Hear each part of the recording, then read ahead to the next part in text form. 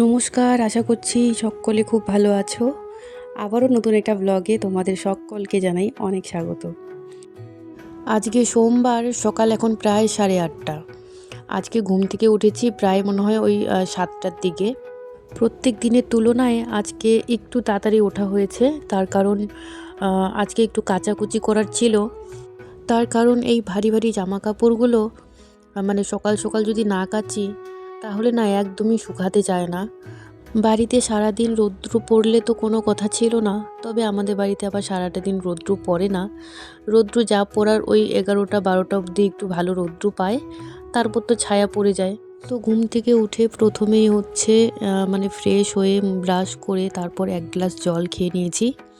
তারপর আস্তে আস্তে করে সমস্ত কাজ বাজ করতে শুরু করে দিয়েছি। সম্পূর্ণ উঠান ঝাড়ু দেওয়া হয়ে গেছে, আর এই এক বালতি জামা কাপড় কেচে ধুয়ে আনলাম।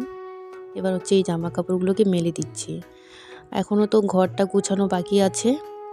কাল রাতের অনেকগুলো এঁঠো বাসন ছিল, সেগুলো মেজে এনে রেখেছি, তবে সেগুলো এখনও গোছানো হয়নি। সকালে ঘুম থেকে উঠে যতক্ষণ না একটু চোখে মুখে জল দিব আর যতক্ষণ না ব্রাশ করে এক গ্লাস জল খাবো, ততক্ষণ না একদমই ঘুমটা ভাঙতে চায় না। মনে হয় যে আবার বিছানায় গিয়ে একটু শুয়ে পড়ি। তো তার জন্য ঘুম থেকে উঠেই আগে ব্রাশ করে জল খেয়ে নিয়েছি। তো তারপর সমস্ত কাজবাজ করতে শুরু করে দিয়েছি। আজকে যখন তাড়াতাড়ি সকালে সমস্ত কাজবাজ হয়ে যাচ্ছে, তো আজকে ভাবছি বাসি কাজকর্ম সেরে একবারে স্নানটা সেরে নেব। স্নান করে ঠাকুরকে একটু ফুল জল দিয়ে তারপর আমাদের খাবার দাবারটা রেডি করব, মানে সকালের খাবার দাবারটা।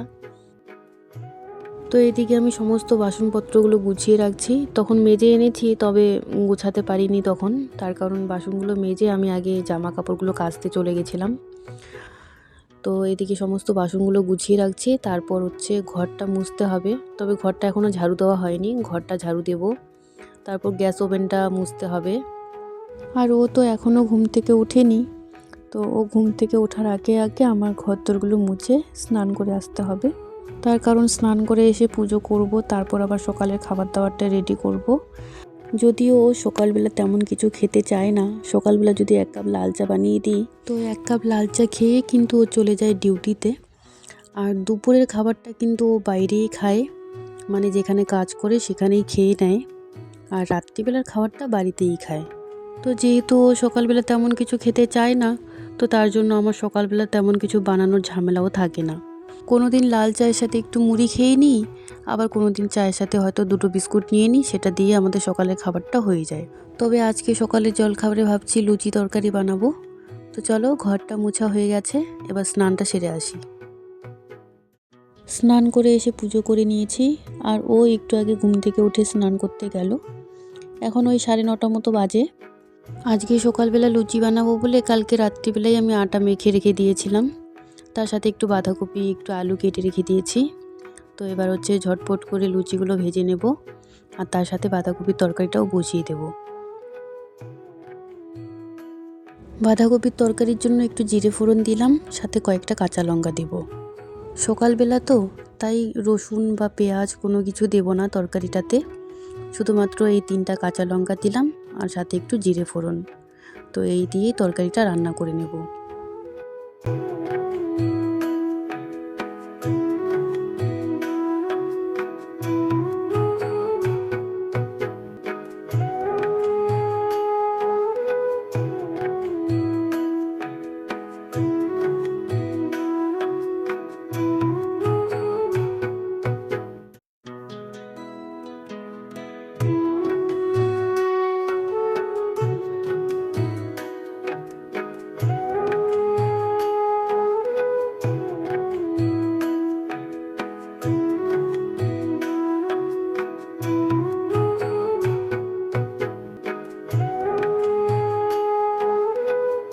তরকারিটা এদিকে হতে থাক, আমি ওইদিকে লুচিগুলো ভেজে নেব।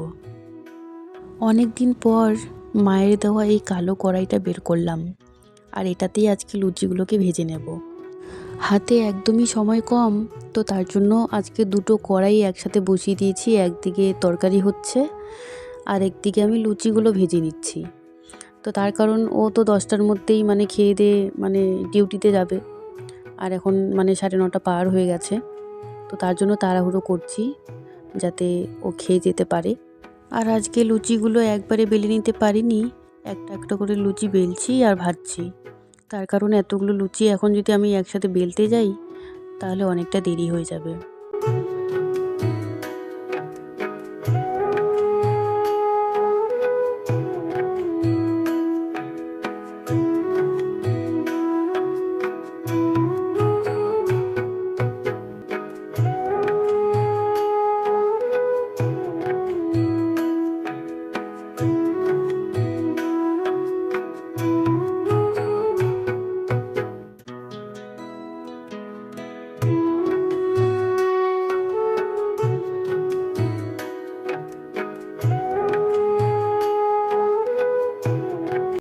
তো বেশ 4-5টা লুচি ভাজা হয়ে গেছে। তো প্রথমে ওকে খেতে দিচ্ছি, আর বাকি লুচিগুলো আমি একটু পরে ভাজবো। ও আগে খেয়ে দিয়ে কাজে চলে যাক, তারপর সবগুলো লুচি ভেজে তারপর যদি ওকে খেতে দিই তাহলে অনেকটাই দেরি হয়ে যাবে। তো চলো, ওর খাবারটা রেডি করে নিয়েছি, এবার ওকে খেতে দিই।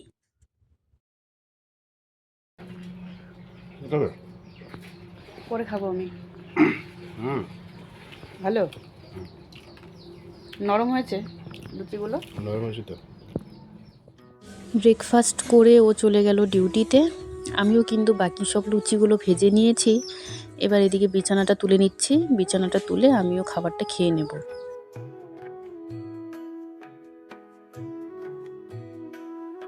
এই যে আমার খাবারটাও আমি রেডি করে নিয়েছি, লুচি, তার সাথে বাঁধাকপির তরকারি, আর সাথে একটু লাল চা। তো চলো জল খাবারটা সেরে নিই, অনেকটা দেরি হয়ে গেল, প্রায় 11টা বাজে এখন। সকালের খাওয়া দাওয়া সেরে সমস্ত বাসনপত্রগুলো মেজে নিয়েছি। এবার এসেছি বাইরে এসে সমস্ত জামা কাপড়গুলো একবার করে উল্টে দিলাম, যাতে ভালোভাবে শুকিয়ে যায় তাড়াতাড়ি করে। সেই সকালবেলা স্নান করেছি, আমার চুল এখনও ভেজা। তো রোদ্রে দাঁড়িয়ে একটু চুলটা শুকিয়ে নেব। এখন দুপুর 1:30টা মতো বাজে, আমি কিন্তু দুপুরের খাবার খেতে বসে গেছি। তো এই হচ্ছে গরম ভাত, সাথে বাঁধাকপির ঘন্ট, যেটা আমি সকালবেলা রান্না করেছিলাম, আর তার সাথে হচ্ছে মাছের ঝোল। তবে মাছের ঝোলটা কিন্তু কালকে রাত্রিবেলার, তো অনেকটা রয়ে গেছে। আজকে দুপুরবেলা শুধুমাত্র ভাতটা রান্না করতে হয়েছে, আর বাঁধাকপি সবজিটাও তো সকালবেলার, আর মাছের ঝোলটা তো কালকের। তো চলো খাওয়া দাওয়া সেরে নিই। দুপুরবেলা খাওয়া দাওয়া সেরে আমি কিছুক্ষণ শুয়েছিলাম।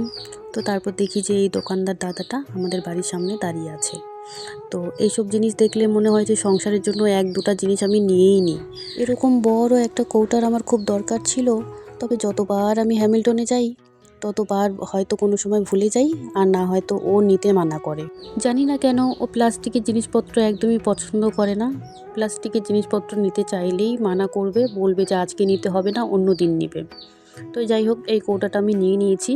একটা বড় কৌটা আছে, সেটাতে আমি আটা রাখি, আর এটাতে মুড়ি রাখবো। একটু বেশি করে মুড়ি আনলেও এটাতে জায়গা ধরে যাবে, নয়তো একটু বেশি করে মুড়ি আনলে 3টা-4টা কৌটাতে আমাকে ঢালতে হয় আলাদা আলাদা করে।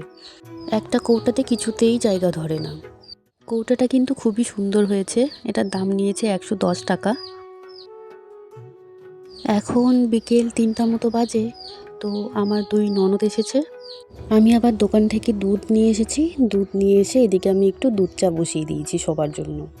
আজকে অনেক দিন পর দুধ চা বানাচ্ছি, তো দুধ চা দেখে একটু খেতেও ইচ্ছে করছে। আজকে ভাবছি আমিও ওদের সাথে সাথে 1 কাপ দুধ চা খেয়ে নেব। আসলে প্রত্যেক দিনই দুবেলা লাল চা খেতে খেতে না একদমই মুখে মনে হয় ছাতা ধরে গেছে।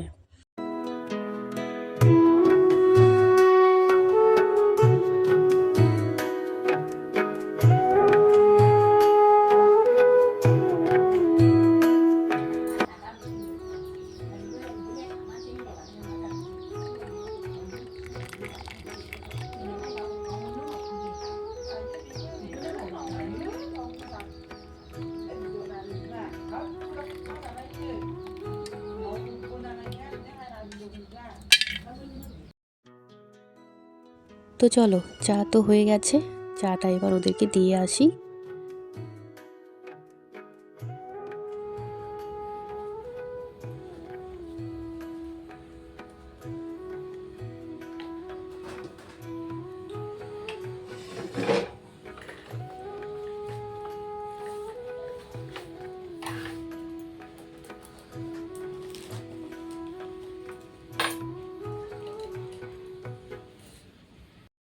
এখন সন্ধ্যা 6টা বাজে। তো আমি বসলাম এখন সেলাই কাজে। আজকে একটা ব্লাউজ মানে বানাতে হবে। তো পরশুদিন একটা ব্লাউজ বানিয়েছি, সেটা কালকে এসে নিয়ে গেছিলো। আর এই ব্লাউজটা আজকে বানাচ্ছি, এটা হয়তো পরশুদিন মানে দিতে আসবে। সে কালকে বলেছিল আমাকে যে ব্লাউজটা 16 তারিখের আগে আগে বানাতে।